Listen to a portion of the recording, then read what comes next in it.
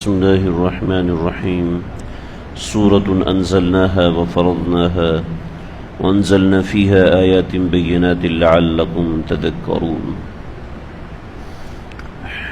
سورہ نور، یہ سورہ مدینہ شریف میں نازل ہوئی ہے۔ بڑی زبردست سورت ہے، اور اس سورت کے اندر اللہ رب العزت نے آداب بھی بیان فرمائے ہیں، احکام بھی بیان فرمائے ہیں، اور وہ چیزیں بیان فرمائی ہیں جو عام طور پر دیگر صورتوں میں نہیں بیان فرمائی۔ سیدنا ابن مسعود رضی اللہ تعالیٰ عنہ فرمایا کرتے تھے کہ اپنے گھر کے مردوں کو سورہ مائدہ سکھاؤ، سورہ مائدہ ان کو لازمی سکھاؤ، اس لیے کہ اس زمانے میں نصرانیت کو بڑا علمی تفوق تھا، یعنی علمی طور پہ وہ اپنے آپ کو سپیریئر فیل کرتے تھے۔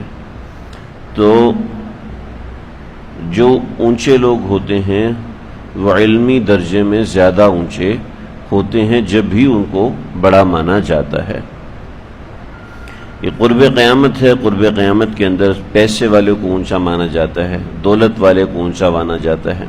ورنہ جو جتنا پڑھا لکھا ہے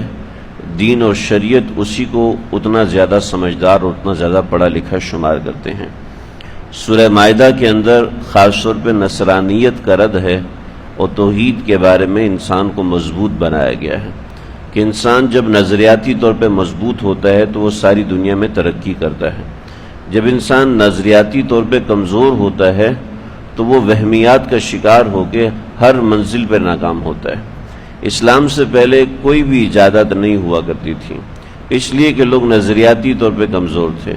جس چیز نے آپ کو نقصان پہنچایا اس کو خدا بنا لیا، ہوا نے نقصان پہنچایا ہوا کو خدا بنا لیا، سانپ نے نقصان پہنچایا سانپ کو خدا بنا لیا۔ کسی قوم کا ایک آدمی گوبر میں گر کے مر گیا، انہوں نے گوبر کو معبود بنا لیا، انا للہ و انا۔ کسی شخص کے اوپر بندر غالب آ گئے، انہوں نے بندروں کو معبود بنا لیا، سانپوں کو سجدہ کیا۔ اور آج بھی ایک بڑی دنیا ہے جو سانپوں کو خدا مانتی ہے، جو گائے کو خدا مانتی ہے، جو سانپ کو دودھ پلانا ثواب کا کار سمجھتی ہے، گوبر کو بھی خدا بناتے ہیں۔ اللہ ہماری حفاظت فرمائے، کسی کو حقیر نہیں سمجھنا چاہیے۔ تو سورہ مائدہ کے اندر ان نظریات کا رد ہے، اور اس کے ساتھ فرمایا کہ سورہ نور یہ اپنی خواتین کو سکھاؤ۔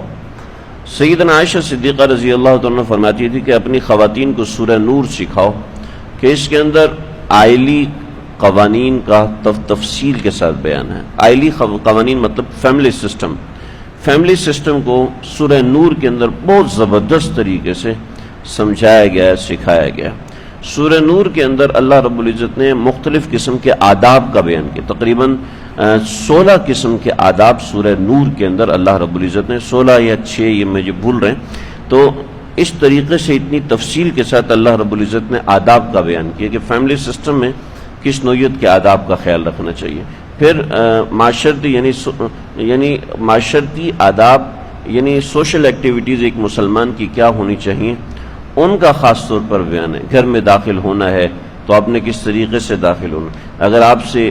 کسی نامحرم خاتون کا واسطہ ہے تو آپ کو ان کے ساتھ کس نوعیت کی گفتگو کرنی ہے، آپ کو ان سے کس نوعیت کا طرز تخاطب کرنا ہے، یعنی آپ کا کمیونیکیشن ان سے کون سی حدود میں کرنا جائز ہے، کون سی حدود میں کرنا جائز نہیں ہے۔ پھر اسی طریقے سے ایک خواتین کے لیے خاص طور پہ احکامات ہیں کہ ان کو اگر مردوں سے بات کرنی ہے تو کس طریقے سے بات کرنی ہے،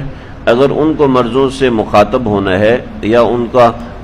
کا مردوں سے ملاقات ہے یا رہنا سہنا ساتھ میں ہے تو ان کو کس طریقے سے کون کون سے مردوں سے بات کرنا جائز ہے، کون کون سے مردوں سے بات کرنا جائز نہیں ہے، اور کس نوعیت کے مردوں سے بات کریں گی تو ان کا بھی نقصان ہوگا اور مردوں کا بھی نقصان ہوگا۔ محلے اور علاقے میں چلنے کے لیے کہ ایک آدمی تجارت کے لیے باہر بھی نکلتا ہے، کام بھی کرتا ہے، اس کو تجارتی معاملات اگر کرنے ہیں تو کس طریقے سے کرنے ہیں، اس میں اگر خواتین سامنے آتی ہیں تو ان سے کیا کیا معاملات کرنے ہیں، کون کون سے مردوں سے پردہ ضروری ہے، کون کون سے مردوں سے پردہ ضروری نہیں ہے، کس نوعیت کے بچوں سے پردہ ضروری ہے، کس نوعیت کے بچوں سے پردہ ضروری نہیں۔ تو سورۃ انزلناها وفرضناها، یہ سورت ہم نے نازل فرمائی ہے، وفرضناها، اور اس کے اندر ہم نے احکامات بتائے ہیں وانزلنا فیہا آیات بینات، اس کے اندر ہم نے واضح نشانیاں بتائی ہیں، لعلکم تذکرون، تاکہ تم لوگ نصیحت حاصل کرو۔ مومنوں کی نصیحت کے لیے اس میں خاص طور پہ چیزیں ہیں۔ پھر معاشرتی معاملات میں آپس میں کلیشنگ ہوتا ہے، آپس میں ٹکراؤ ہوتا ہے، بہت جگہوں پر ایک دوسرا انسان آپ کو اچھا نہیں لگتا، یا آپ کسی دوسرے انسان کو اچھے نہیں لگتے، تو اس میں اس نوعیت کے معاملات ہو جاتے ہیں، تو تکرار ہو جاتی ہے۔ اسی طریقے سے میاں اور بیوی نے ایک دوسرے کو ایسی حالت میں دیکھ لیا جو کہ ایک دوسرے کے لیے نامناسب تھی، اس کے لیے کیا احکامات ہیں؟ وہ آپ نے کسی عورت کے بارے میں، کسی مرد کے بارے میں آپ کی رائے مثبت نہیں ہے، منفی ہے، تو اس صورت میں آپ کو کیا کرنا ہے؟ مثلا فلاں شخص ہے، اس کے بارے میں میری رائے منفی ہے، لیکن میرے پاس اس کے بارے میں کوئی دلیل ہے یا نہیں ہے، اس سارے کے بارے میں بڑی ضروری باتیں اس سورہ نور کے اندر ہیں۔ ہمارا یہ درس ہوتا ہے تقریباً 10 سے 12 منٹ کا، تو ماشاءاللہ کافی سارے ساتھی اعتکاف میں بھی بیٹھے ہوئے ہیں، تو میری کوشش ہوگی کہ ہم اس کو تھوڑا سا لمبا بھی کریں گے، تقریباً 15 سے 20 منٹ تک روزانہ لے کے جائیں گے، تاکہ خاص طور پہ جو نوجوان ساتھی اعتکاف میں بیٹھے ہوئے ہیں ان کے سامنے بھی یہ چیزیں آ جائیں۔ اور سورہ نور کی اہمیت اپنی جگہ پر بڑی مسلم ہے کہ اس کے اندر معاشرتی قوانین، یعنی سوشل لا جو شریعت نے ہمیں سکھایا ہے، اور آپس کی کمیونیکیشن کس سے ہوتا ہے، اور پردہ کس سے ہوتا ہے، اور آپس میں اختلافات کی صورت میں کیا کیا معاملات کرنے چاہیے اور کس نوعیت کے معاملات ہونے چاہیے، ایک مسلمان کی ذمہ داری اختلاف رائے میں کیا ہوگی۔ پھر آپ صلی اللہ علیہ وسلم کی زندگی کے چند ایک ایسے عجیب و غریب واقعات ہیں جو زندگی میں ایک بار پیش آئے۔ سورہ نور کے اندر ہی وہ آیات ہیں جن آیات میں اللہ رب العزت سب سے زیادہ غصے میں ہیں۔ پورے قرآن میں اللہ نے براءۃ من اللہ ورسولہ بھی نازل فرمایا، وہاں اپنے غصے کا اظہار بھی فرمایا، اور بھی کئی مقامات پہ اپنے غصے کا اظہار فرمایا، لیکن جس غصے کا اظہار اللہ رب العزت نے سورہ نور کی 10 آیات میں فرمایا ہے، کہ جن آیات کو پڑھتے ہی انسان کانپ جاتا ہے، کہ اللہ رب العزت نے اس غصے کا اظہار پورے قرآن میں کہیں بھی نہیں فرمایا۔ جہاں معاشرتی قوانین ٹوٹے ہیں وہاں ایسے غصے کا اظہار، نماز چھوڑنے پہ ایسے غصے کا اظہار نہیں فرمایا، روزہ توڑ دینے پہ ایسے غصے کا اظہار نہیں فرمایا، زنا اور شراب پہ ایسے غصے کا اظہار نہیں فرمایا۔ جہاں معاشرتی قوانین ٹوٹتے ہیں، ایک انسان دوسرے انسان کے بارے میں کامنٹ کرنا شروع کر دیتا ہے بغیر کسی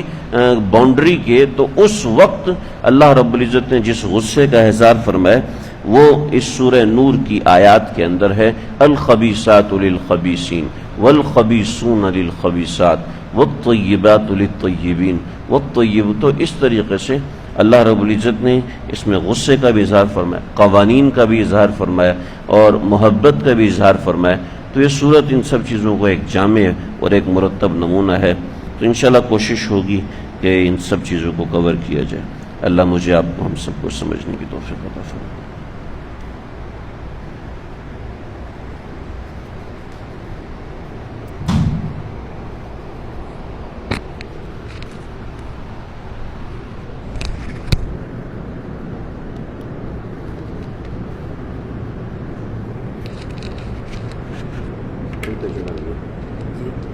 پہ چڑھا